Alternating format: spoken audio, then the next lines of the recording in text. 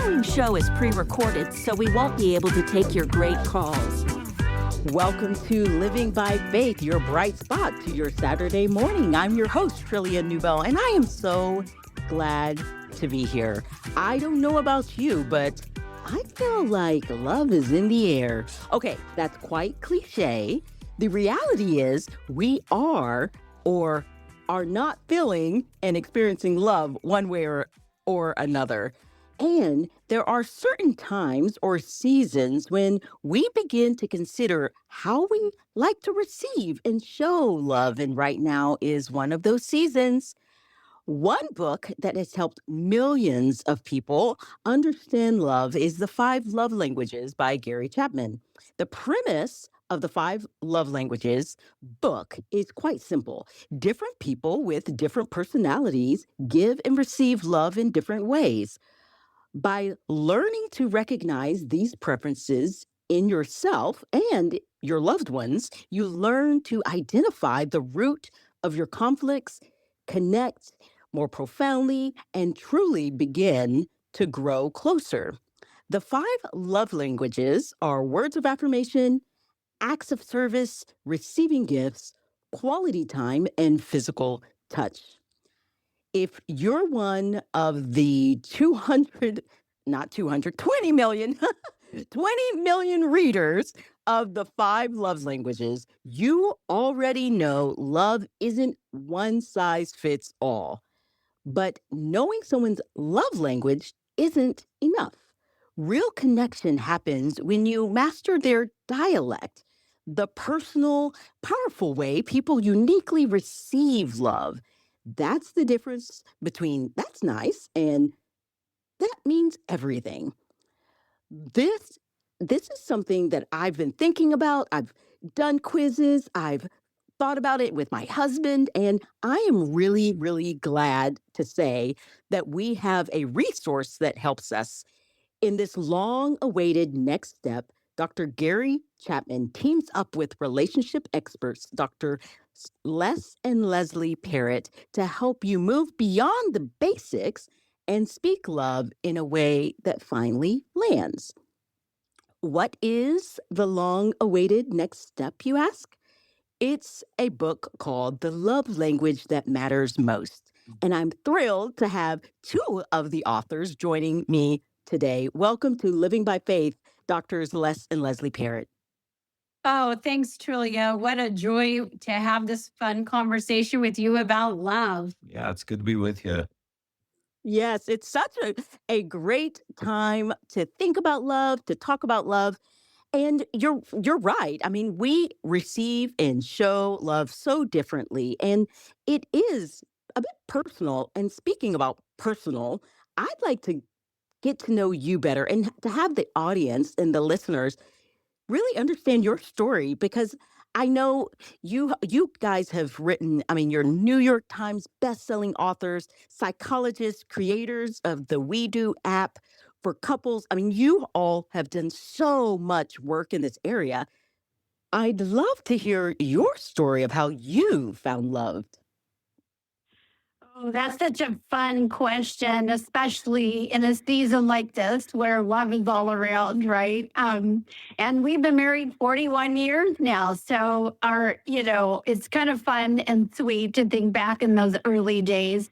We actually met. It's a funny story because Les and I have the same name, which is an odd thing.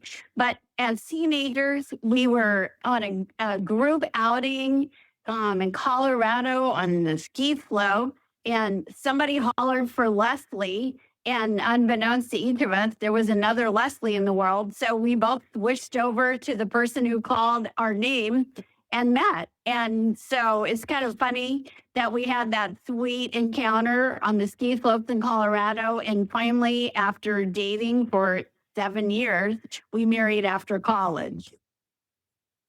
That's actually the cutest story ever that you both met because someone was saying both of your names, which is really sweet. And I have always wondered, Les and Leslie is just really adorable. And so you met in high school. I have teenagers, one in high school, and that is just so it's such a mind-blowing thing for us to think that even now, that's just, it's mind-blowing. So you all have been married for 41 years. You're That's in ministry. it. Yes, you've done ministry. How did you get started in marriage mentoring?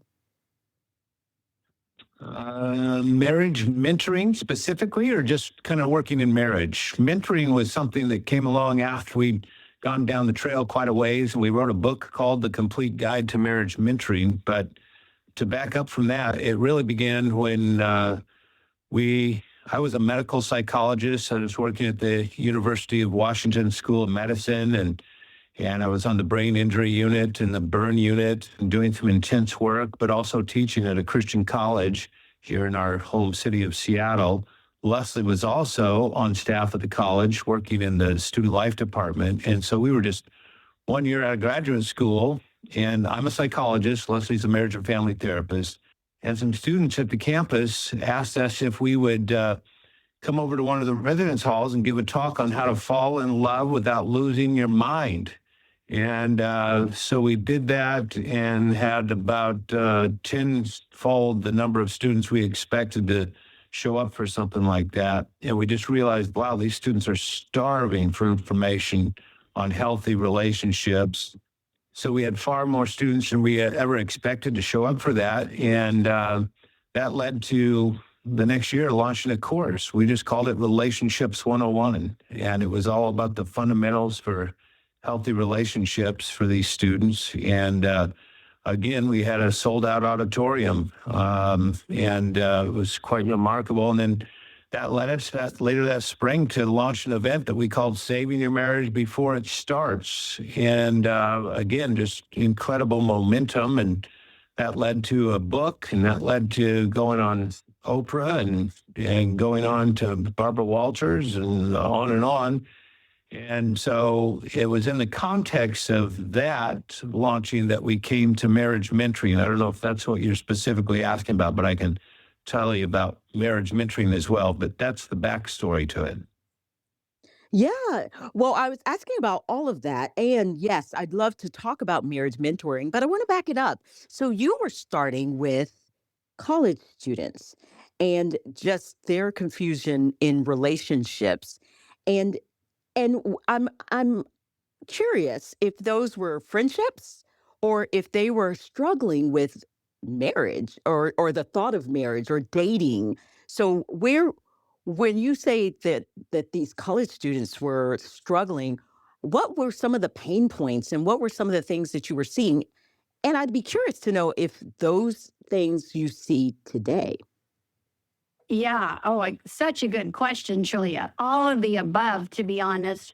When we were able to tap into some of those feelings and deep expectations that and hopes, to be honest, that these young adults had for their whole world of relationships, that's when we started that class. Let's mention Relationships 101, and it was on everything. We looked at how your family of origin is like your university relationships, and it shapes every relationship you'll build in your life.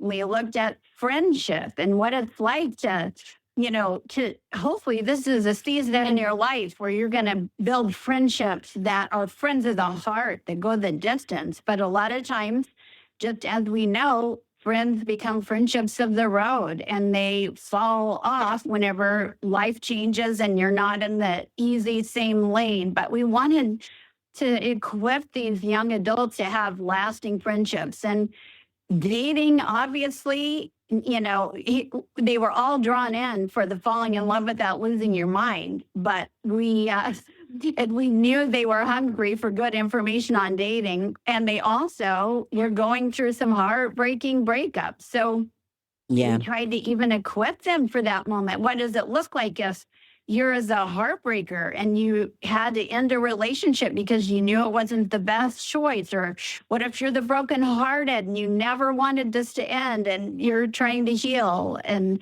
so we looked at that. And then obviously we wanted to talk about spirituality and what's it like to walk with God in the season of your life. And equip them for a good, long, fulfilling, loyal marriage? You asked if it's changed over the years, and I can tell you from actually research that came out just this month from the Wheatley Institute that for the first time that people have been recording this kind of data, 12th graders don't date. In the 90s and into the early aughts, about 85% of especially young men were interested in dating, and today that is about 45%. That's not just rounded off numbers. That's what we know from the data.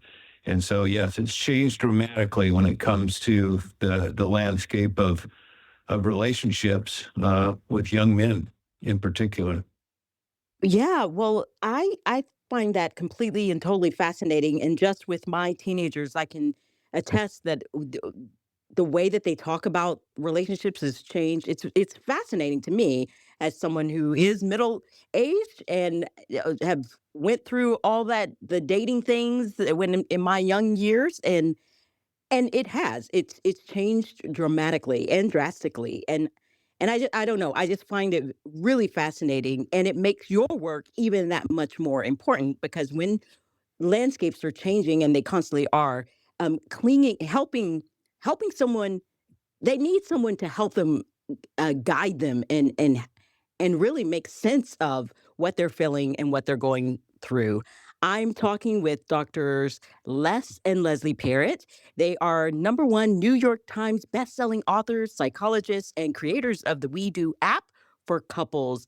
Their award winning books, including Saving Your Marriage Before It Starts, have been trusted by millions of couples worldwide. Les and Leslie have a new book with Dr. Gary Chapman, The Love Language That Matters Most: How to Personalize Love So They Really Feel It.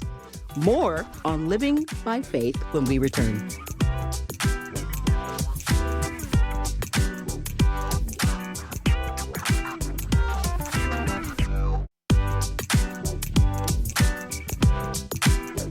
Welcome back to Living by Faith with Trillia Newbell. I'm talking with doctors Les and Leslie Parrott, and we've been talking about love and relationships and the complexity of it all, but they are experts to help guide us in. And Les, you said that there's something that you have that could really help us. What is that?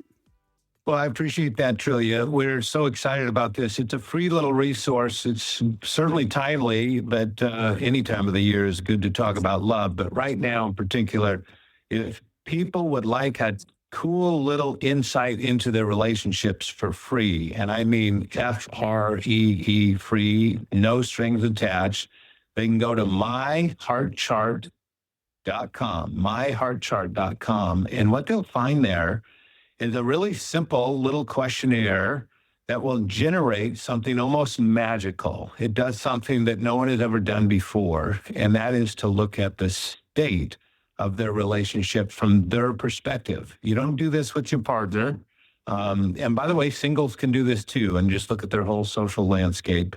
But it's really fun to be able to understand where you are in a relationship, kind of have a personal GPS. And that's what myheartchart.com is all about. We often say you got to know where you are to get to where you want to go in a relationship. And we psychologists often harp out on this little statement: awareness is curative. Once you become aware of something, well, guess what? Then you can do something about it. You don't make any change in a relationship until you have first of all awareness. So myheartchart.com takes about 3 minutes. You answer a few questions. And like I said, this does something that has never been done before. Of course, there's lots of tools out there for assessing your personality and certainly even your relationship. We built some of those, Symbis.com, and even most recently with Dr. Gary Chapman, the author of the 5 Love Languages, we have the 5 Love Language Premium Assessment that generates a 15-page report that's infographic. It's gorgeous. It's beautiful and helping so many people. But all of those, the Myers-Briggs or the Enneagram, all those are looking at traits. Are you an introvert? Are you an extrovert? And traits are pretty stable. They're God-given. They're in our DNA. They don't change much. There's not much fluidity there. However, states of a relationship change all the time. And the relationship that you have with your spouse today is not the relationship you had a year ago. And it's not the relationship you're going to have a year from now. And so myheartchart.com will give you a really nice glimpse into the current state of your relationship from your perspective. And I love this because this is pure gold. It's insight. There's nothing to be, threatened by. This is just like, wow, this helps me get a read on the current vibe of my heart in my most important relationships. And wow, what a guest. And it doesn't leave you there. It points you in the direction that you'd like to go, but you have to know where you're starting from. Yeah. So myheartchart.com. Thanks for asking about that, Trillia. Absolutely. Can I ask you a follow-up question about it? When you say your heart, is it things like if you're discouraged or if you're anxious? What are some of the things that we might discover from myheartchart.com? Well, when it comes to actually mapping out love, when you look at the geography of love, you have to understand coordinates, right? When you get in your car and you use, or even on your phone, and you put in an address, it's not going, oh, well, let's look up that address and find out how. It's looking at coordinates. Where is that address? That's why, in fact, the very first application of rescuing someone that was in distress from the coordinates of their phone was a couple that happened to drive off the road in California some years ago. And it was the two coordinates that allowed them to pinpoint exactly where that couple was. So coordinates, we don't think about this very often, but that's what mapping is all about, right? There's an x-axis and a y-axis, to get a little nerdy about it, but those coordinates tell us where we are. And you can find anybody in the world if you know their coordinates. All right. So when it comes to charting or mapping out your heart, your love, we had to, first of all, discover and kind of boil down to its essentials. What is love? What are the ingredients of love? And what you'll discover is it really comes down to two coordinates. One is commitment. And I'm not talking about the big commitment that I'm with you no matter what. I'm talking about the energy level, the effort that you put into the relationship. How committed are you? Kind of the leaning in energy. Yeah, and that can change, from season to season. It can change even from day to day because, man, I have a huge project at work. I can't think of anything else until I get that done. And now I can focus on you. That's in the rear view. I can move on. And then in addition to commitment, which is so essential, is connection. And that's a very subjective thing. In fact, when Dr. Chapman talks about the love tank, that's what he's talking about, is the subjective feeling. Do I feel like my love tank is full? Do I feel connected to you? And of course, we know that's very fluid. That changes. And maybe we can talk about love tanks in a moment. But those two things, commitment and connection, are the two coordinates of love. That's what allows us to put you on a heart chart diagram and help you understand where you're at so you can get the geography of your love life right now. All right. Well, we will visit myheartchart.com and we will take, is it a quiz or is it how did you describe it? I just want to make sure I describe it properly. It's just a series of questions that you answer. It takes about 3 to 4 minutes, and you can just do that at your own pace. You don't have to do that with your partner and just answer that. Perfect. So it's just a little questionnaire. We've had, Okay, it's great. brand new. It's brand new, but we've had more than 500,000 people go through it at this stage because it's really word of mouth. It's contagious. Once you do it, you want your friends to take it, your small group to take it, and kind of compare notes. The other cool thing it does at the end will give you a 15-page PDF. And I don't know if I mentioned this is all free. Did I say that already?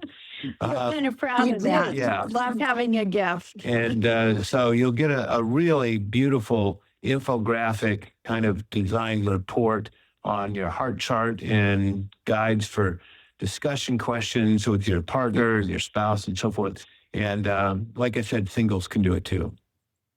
I love it. And it's free and it's at myheartchart.com. Again, that's myheartchart.com. I love that. And you had mentioned the five love languages premium assessment, and I took that recently. And I think I wasn't 100% surprised. There were a lot of I evidently am words of affirmation, 75%, but I'm 50% quality time and 50% receiving gifts. Is that right? Maybe I'm reading that wrong, but so it just made me think, I think I'm all of it. So when you hear something like that, what do you think? Julia, I love that. That means that you've got three fairly primary love languages. And, there's a reason for that. Sometimes when somebody has lots of love languages, it's because they were loved so well in their early life that all of those connect. It's like you're multilingual in love. And it also can be that your story, had some drama in it and you didn't get shaped by any of the languages. So you're open and you're like a sponge ready to receive love in all the languages. So if anyone's listening and that's their story, they might, hear that. But the good news is, it sounds like you've got three pretty primary pathways that are all straight to your heart. And that gives your husband some good ammunition to love you well. Absolutely. It's so funny. I stopped scrolling, but I'm 18% acts of service and 50% physical touch.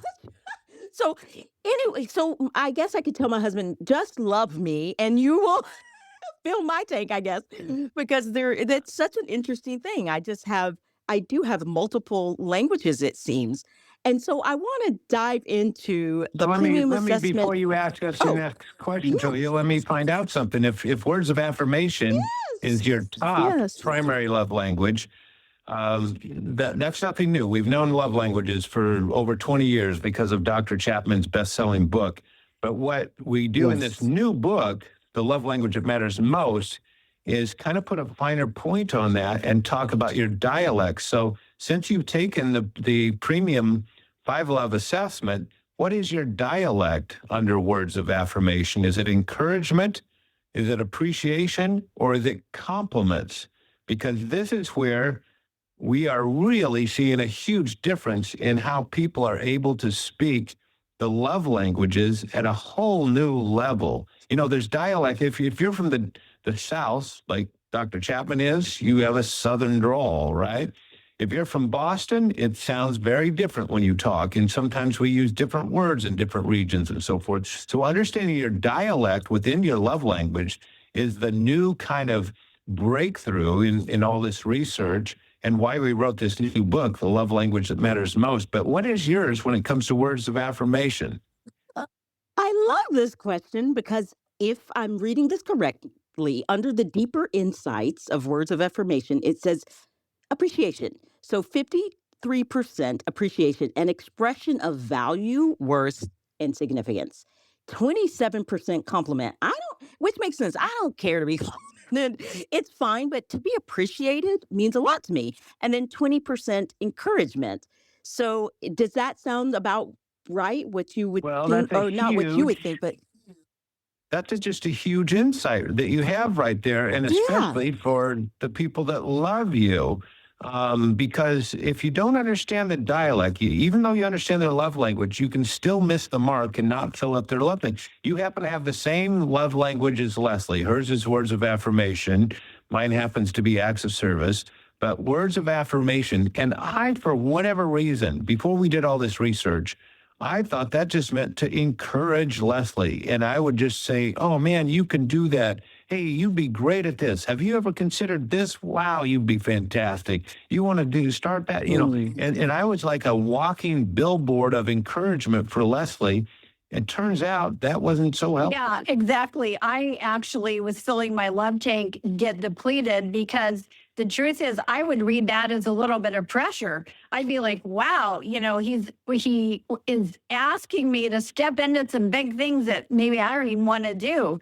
And and that's because I'm all about compliments, Trilliat, where you're about appreciation. I love a good compliment, which basically is someone telling me they saw something I already did and they thought it was lovely, Yeah. And so when I love that. I discovered that her dialect is appreciation, and it sounds like yours is too. Yeah. Yeah, I mean, compliments. Hers is compliments. Yours Yeah. is appreciation, but hers is compliments.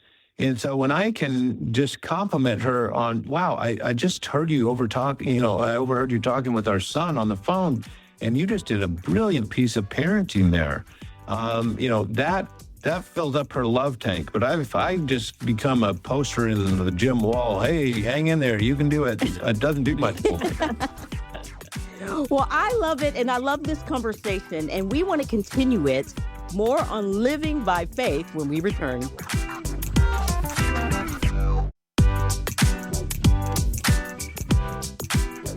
Welcome back to Living by Faith with Trillia Newbell. We are talking about the love language that matters most. And Les, you were talking about how you would speak to Leslie, but you were not really speaking her dialect. And I love that. So let's back up a little bit to explain what a dialect is, because 20 million people have read the five love languages. They're probably familiar with those languages, but I love that you all take it one step forward and go into those dialects. So let's talk about it. What does that mean?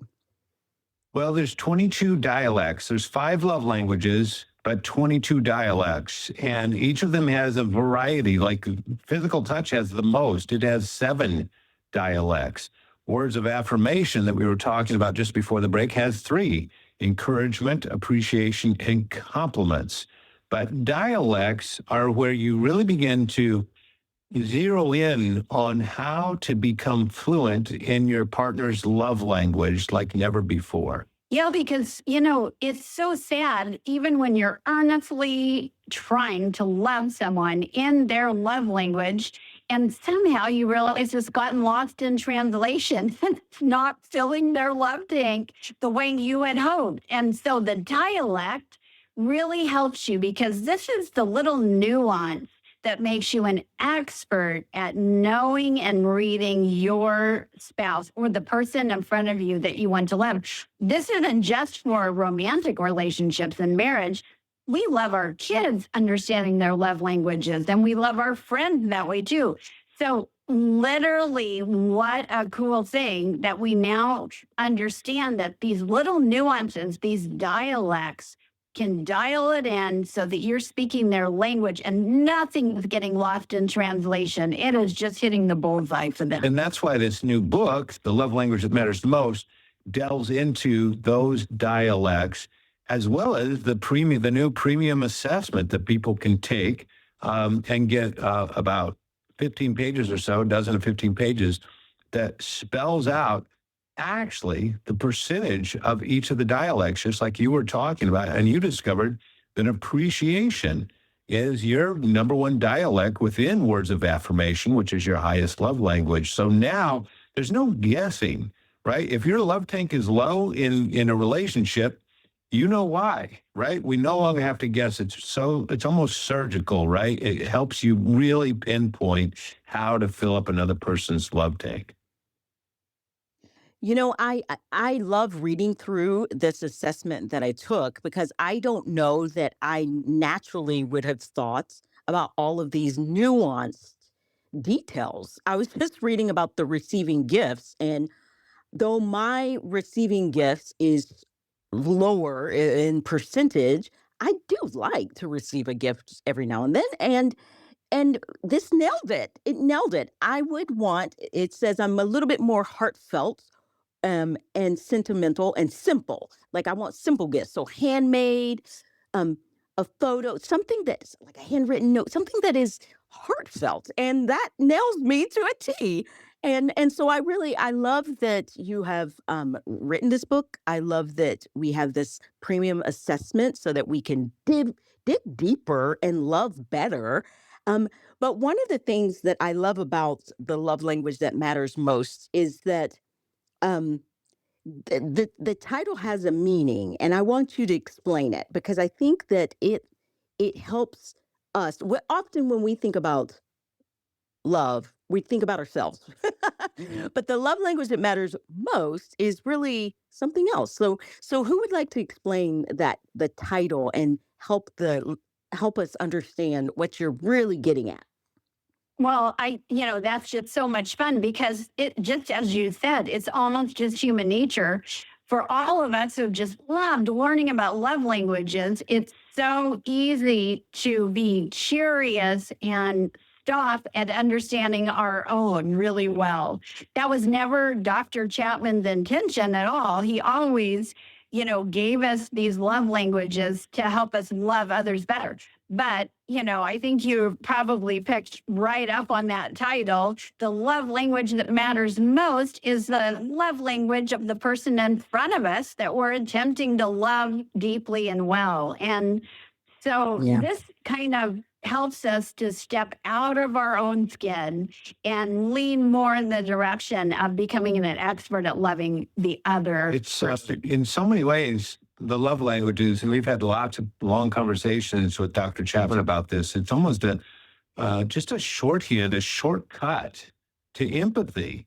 And empathy, of course, is revolutionary. That will change everything to see the world from somebody else's perspective. Do you know that when we're in conflict with somebody, if all we did was accurately work at seeing, or if all we did was work at accurately understanding their perspective, that 9 times out of 10, that sounds made up, but it's real, 9 times out of 10, that conflict would totally ameliorate. It would go away.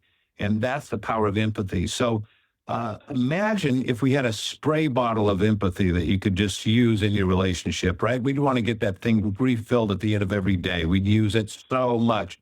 Well, love language is kind of like that, especially when you understand the dialect of somebody's love language. It's the fastest way to mutual empathy. And that's the true gift of this new book. Well, and Trillia, how fun to learn. I'm right there with you when it comes to receiving gifts. And you nailed your dialect as heartfelt and simple. It needs to be sentimental. It needs to be handmade because that's a part of the person who gave it to you. And I love that because whether or not that's your primary love language, we all have occasions to give and receive gifts from people we love. And this helps us to really dial that in so our gifts will not fail, but will communicate deep love and be a symbol of that. Absolutely. I really love that. And so are both of you now, Leslie, you are words of affirmation. Les, what is your love language? Have you shared that yet?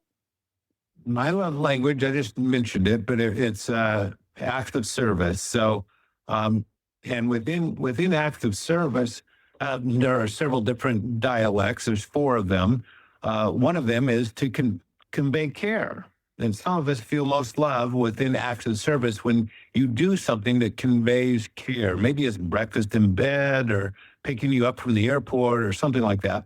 And then another one is that an act of service that instills security. Just hearing the words, "Hey, I've got this for you. You don't have to worry about it." It's like I know you're on my team and you're going to do, something for me that's going to show that. Another is alleviating stress. And that's taking something off somebody's plate because they are really feeling the pressure right now. And so you bring them dinner. You don't even think about having to do anything for dinner. I know you normally do the dishes afterwards, but not tonight. You go work on what you need to. That's alleviating stress. And then the last one is actually my dialect, and that's saving time. That's running the errand for me or picking something up that I don't have to and giving me more time in my day. When Leslie does that, it's incredible. It fills up my love tank. Now, for her, this is a foreign love language. So she had to really work at doing this. And I can tell you this. You can disagree with me, but I'm pretty sure you won't. And that is that it doesn't even feel like love to her. That just feels like normal life. They were Yeah, we're helping gonna out, get stuff done. just getting stuff done. But to me, it's like a huge loving act. It's like, oh my goodness, you love me enough to go stand in line at the At the post post office to deliver. This is an incredible gift to me. Yeah, and I've learned to feel, I've learned for those moments to be filled with meaning because they are an expression of love for him. And whenever I go stand in that long line at the post office so we can get a certified letter out, and he regained, 30 or 45 minutes of his day to do, to use in a way that is valuable to him. That blesses his socks off. His blood tank is filled up, and boy, what a gift that is. So, but that was a foreign language to me. I had to learn it. That is amazing. I am talking with Les and Leslie Parrott. More on living by faith when we return.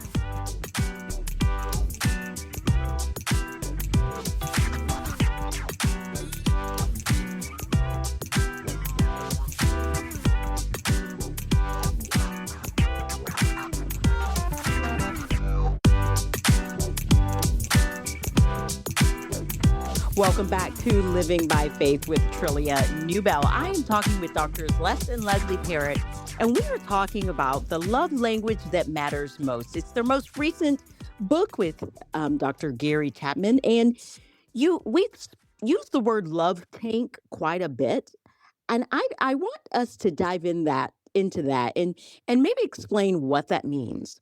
Let's go ahead, Leslie.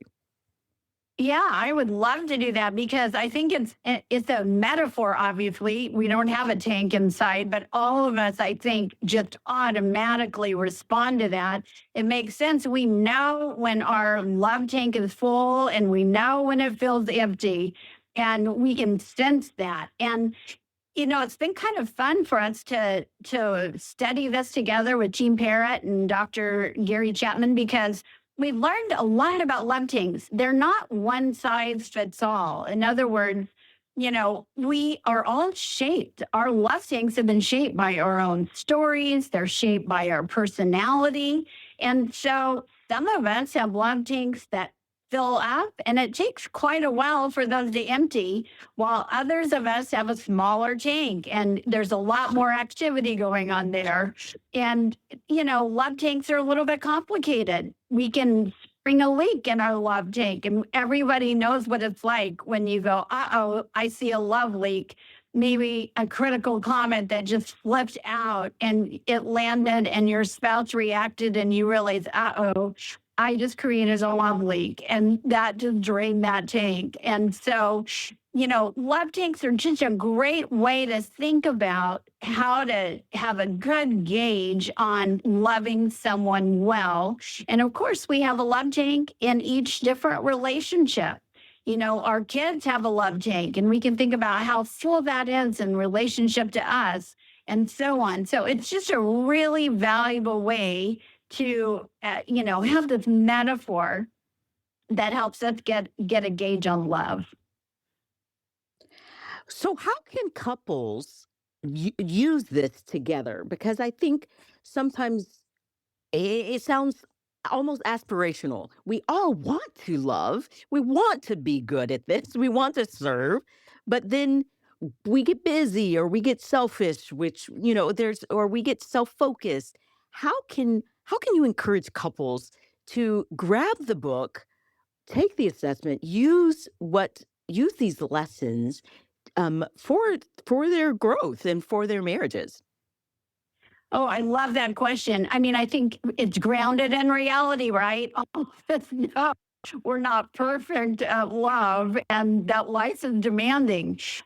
So one thing I would say is this is not about perfect. As a matter of fact, it is so encouraging to understand that feeling deeply loved doesn't require perfect. I mean, I think there's a certain statistic that reveals that if we get it right 30% of the time, it has the full effect that's needed for somebody to feel really deeply loved. So that takes some of the anxiety out of trying to be perfect, and it just encourages them to practice it, lean in, try.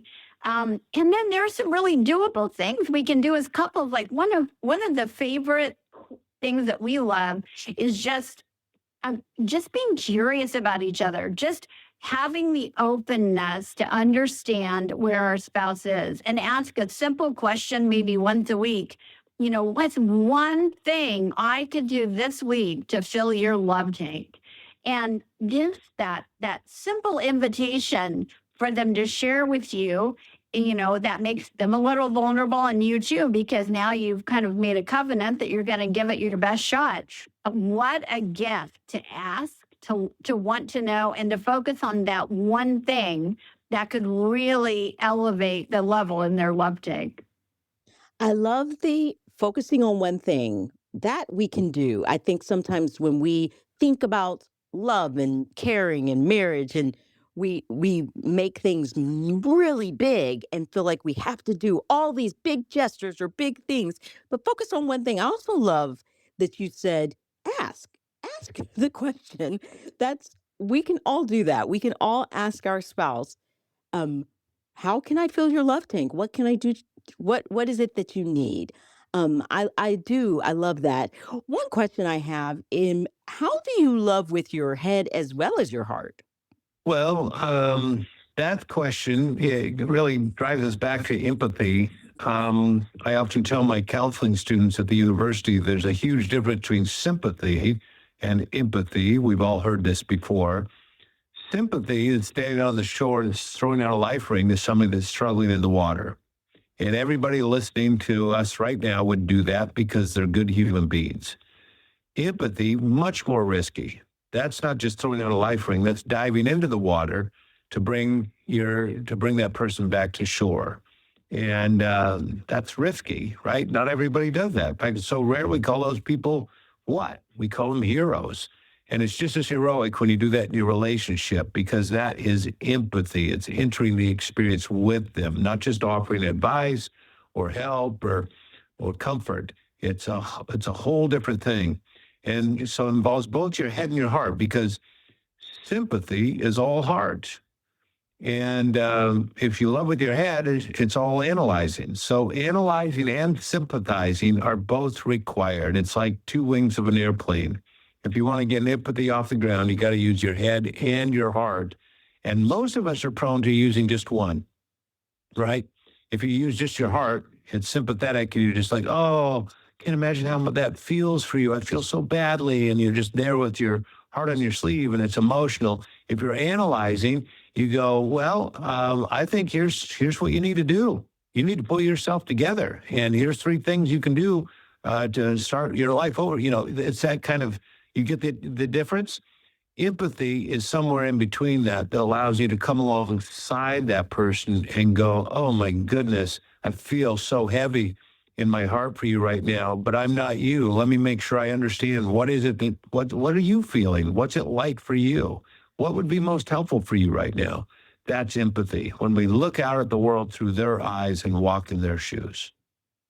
Oh, I love that. You all have offered kindly um, a free resource, myheartchart.com. So everyone can go and answer those questions at myheartchart.com. You also have so many other resources. The Love Language That Matters Most, which is the book that we would love for everyone to grab, and the Premium Assessment. How can people find you and connect with you online so that maybe they can get all of these good resources in one place? Well, our website is blessedleslie.com. That's what the word and spelled out, leslie.com. So they can do that. But they can find Love Language That Matters Most, this brand new book that is helping so many people already. They can find that at all the usual places, Amazon and wherever they tend to buy their books. But we have just been so honored to come alongside Gary Chapman, the author of the 5 Love Languages, to produce that book. And if they just go to, 5lovelanguages.com, they'll find all kinds of resources by him there as well. as well as the premium assessment. In fact, that's the only place that you can find the premium assessment. And just to be clear for people that are listening in, there is a free little quiz that takes just a minute or so. That's not what we're talking about. This takes, 10, 15 minutes, and you will answer a series of questions, and it generates a gorgeous PDF. And on top of that, a little video coaching that goes with it. Yes. That is from Dr. Chapman and from Leslie and me, so that we help you kind of unpack that page by page with an action plan and learn how to do it. What really is exciting is when two people in a relationship do this together. They each do their own report. In fact, Trillia, Leslie and I leave tomorrow to meet Gary Chapman in Boise, Idaho, where we're going to speak to a couple thousand people, and every single one of them has taken the premium 5 love language assessment and is receiving a copy of the new book, The Love Language That Matters Most. So you're going to see a whole lot of loving couples come out of Boise, Idaho this weekend. I love that. And I love this resource. I hope everyone goes and finds it. The Love Language That Matters Most, as Dr. Les and Leslie Parrott they've said, you can find it online. Anywhere, really. You can go to Amazon, Moody Publishers. You can find it and grab these resources. They are here to help you so that you can love better and understand how you receive love. Guys, thank you so much for being on Living by Faith. Well, it's an honor to be with you, Trillia. It sure is. We've loved every minute, and we love the work you do. Thank you so much. Thank you. Also, thanks to the behind-the-scenes team at Moody Radio, my engineer, Merle St. James, my producer, Karen Hendren, and my associate producer, Lisa Jimchi. To hear today's program again, you'll find it at livingbyfaithradio.org or on the Moody Radio app. You may also connect with us through Facebook and Instagram at Living by Faith. Living by Faith is a production of Moody Radio, a ministry of Moody Bible Institute.